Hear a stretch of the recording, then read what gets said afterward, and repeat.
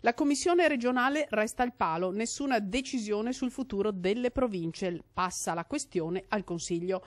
Nessuno stupore fra gli autonomisti bellunesi, da tempo hanno rinunciato al confronto con Venezia e la sua politica. Fa quello che può, poveri uomini, perché hanno questo problema di Treviso che non sta dentro nei parametri, quindi dovrebbe essere accorpata, e quindi chiaramente noi siamo il vaso di coccio tra i vasi di ferro. Insomma, è chiaro che loro, potendo, avrebbero anche salvato Belluno, però si vede anche la bega che c'è stata tra Rovigo e Belluno in Consiglio, a cosa porta? Niente, insomma. È la prova, se prova ancora serviva, di quanto sia distante la politica dalla realtà. Venezia è lontana dalla montagna, non prende decisioni e aspetta. Ma mi pare che negli ultimi mesi ci sia questa sensazione a livello di governo veneto che manchi proprio la voglia di mostrare quell'autonomia che molto spesso viene richiesta a parole. No, non toccare nulla, a dire la verità, consiste semplicemente nel delegare al governo l'opera di macelleria delle province.